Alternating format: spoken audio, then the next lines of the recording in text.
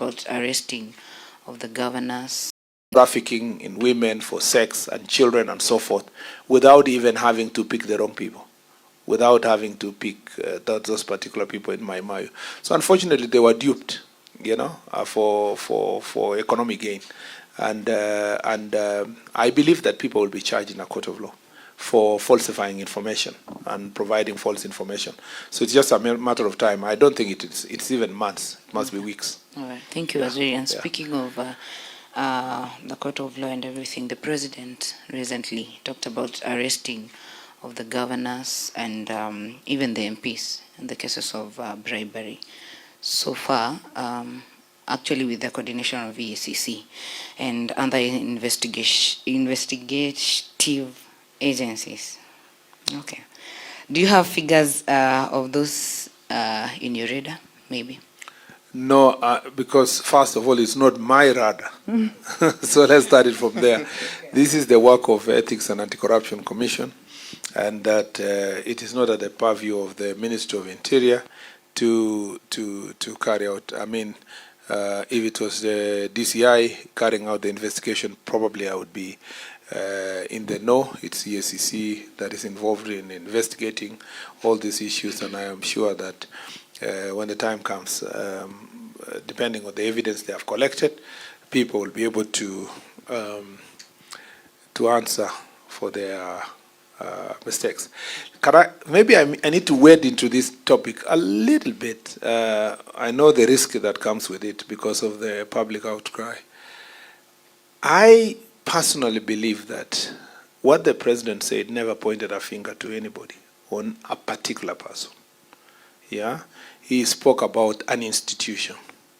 Now the same president has berated us before as cabinet secretaries, openly in the media, and said some of you are stealing, some of you are doing this, and he did that even a year ago. I knew for sure it wasn't me because I know myself, okay? So there was no need for me to say, Mr. President, why are you harassing all the cabinet? Why don't you pick that person? Because what I told you earlier, okay? Sometimes at the level of a president, you have intelligence about what's happening. But intelligence alone cannot stand the test of a court of law. So you cannot arrest someone based on the intelligence you have, because you have not been able to piece together, you cannot convert that intelligence into an evidence that can stand the test of a court of law. So what happens? Because you are in the know as a president, yeah, then you use that information to warn those who are in that business. Perhaps, at least if you don't achieve conviction, you achieve deterrence. That is how I take it. For example, let me give the example. As a cabinet secretary in charge of security, sometimes we get information that it is suspected that so-and-so sells bullets. Yeah? It's suspected that so-and-so sells guns. Okay? But we haven't really got him in the act directly, but we think. What do I do as a cabinet secretary? When I hold a barasa there, I say, some of you are selling guns. Then people say, why are you saying some of us, why don't you arrest them? I cannot arrest because I will arrest, it will be at a loss. There is no, I don't have the evidence to stand the test of court of law. But the knowledge I have is sufficient enough to warn them against engage. And then, of course, we put them under surveillance to make sure that we are following until the day we nab them, either with a gun or with a bullet.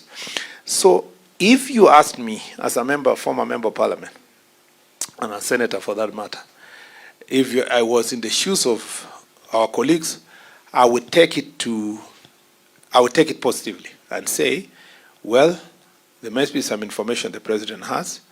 That information may not be actionable in a court of law, but it's sufficient for us to introspect and look at ourselves and say, what other measures can we put in place to ensure that there is proper transparency in the things we do? Yeah, the same way when the president berates those in the cabinet, PSS, and he has said it so many times, he is trying to forestall a situation where people are clever in the manner in which they steal money, and he may not have the enough evidence to take it to a court of law. I am not president's lawyer on this matter, but this is how best I would approach this matter. Waziri, I'll take you back to a matter you promised to get back to us with the issue of Hillside and Darasha. In about 15 days, the parents there will be making, or rather having a memorial of the children that lost their lives there. The DCI has been at it for close to a year now. Where are we with that? What happened? Parents need answers. And then I'll tie these with what is happening down at the Kenya's coast in Kilifi. There is this issue ambayo iko kule kwa Binzaro, the graves that are being discovered there. Is there a correlation of the activity right now to what Mackenzie is said to have been doing? And is there communication from Mackenzie, as is being alleged, from his cell wherever he is to the outside world, continuing the work that he used to do? I think I'll ask my people here to give me the final information. You know, remember we are kept in the place up to 7 p.m. so I wasn't able to get the feedback, but they can prepare before we finish the interview. Possibly I'll get some information. But even as we wait for that, as a matter of fact, the question of Endarasha and the DCI investigation together with Ministry of Education, particularly on the that thing is very painful. You know, something that involves kids is very, very, very sad. On the compliance of the institution with the security, what do we call, disaster management rules and so forth. Lia maanani sana tunajisumbua. Sometimes, let me say this, sometimes, you know, the statements that people make about your country is very embarrassing. And sometimes you may actually be really berating an individual or a leader on an issue only for you to establish that, oh yeah, he was not of sound mind. So there is no need to insist that someone must do this. Sometimes it must be a mental health issue. Kwa hivyo waziri, iwapo Rigathi Gachagua hataweza kujitokeza na kuandikisha taarifa, ataruhusiwa kueneza taarifa hizi ambazo anazitoa? Unajua, mimi sijui kwa sababu mimi sina, kwanza hakuna Mkenya na hakuna binadamu dunia hii anaweza jua huyo bwana atasema nini leo na aseme nini kesho. Anaweza sema leo jua itatokea magharibi na kesho iseme mashariki. So tutaishi tu hivyo kwa sababu nyinyi hamjui shida yenye rais amepitia kwa miaka iliyopita. Nyinyi sasa muonje kama wananchi, mtazungushwa kabisa kutoka kona hii kona ile. Mara leo Uhuru ni mzuri, Uhuru kesho ni mbaya, Ruto ni mzuri, kesho ni mbaya. Matiang'i ni wa serikali leo, kesho yako na sisi. So itakuwa ni mtazungushwa hapa na mpaka uwezi jua uongo ni gani, uzuri ni gani. Sisi tumeona mengi. So saa zingine mimi ukiuliza, yani kibinafsi, na sio as a cabinet secretary, kibinafsi, nitasema kwamba ndugu yetu anahitaji usaidizi zaidi kuliko vile tunajaribu kumpigia kelele. Kwa sababu ukiona mtu wako tayari kuchoma nchi kwa mambo kidogo kidogo, unaona kwamba ni pengine yeye anahitaji usaidizi zaidi. Kama vile tulikuwa tunaongelelea mambo ya mental health issues kwa hapa mashinani, hizo ndio mambo ambayo perhaps our brother may need some help. Kwa ile swali nimepewa habari, kwa ile swali mmeniuliza ile ya Endarasha ya kwamba the statement here says that the file was forwarded to ODPP, who directed that an inquest be conducted, and the same has duly been registered before the Nyeri courts, Chief Magistrates Court. So I think we should be able to hear from the Chief Magistrate's Court so that an inquest is carried out and as per the directions of the DPP. Thank you.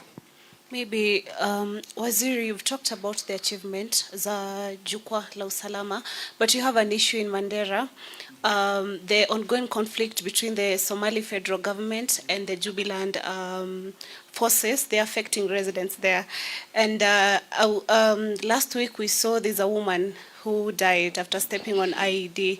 And we saw Adan Khalif, governor for Mandera, calling on the government to transfer the Jubilant forces from the BP1 back to Somalia.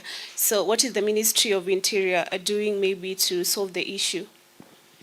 That's what I told you earlier. The issue of Al-Shabaab is a daily issue. It's not something that we have been like this for nearly now more than 15 years. We are almost approaching 20 years. We have been in consistent fight since we were even forced to invade Somalia at that point in time by President Kibaki because of the challenges we were facing as a country. So it's a daily problem. You know, we have so many forces, multi-agency teams across our border, from Kiunga, from Boni, all the way to Mandera and beyond.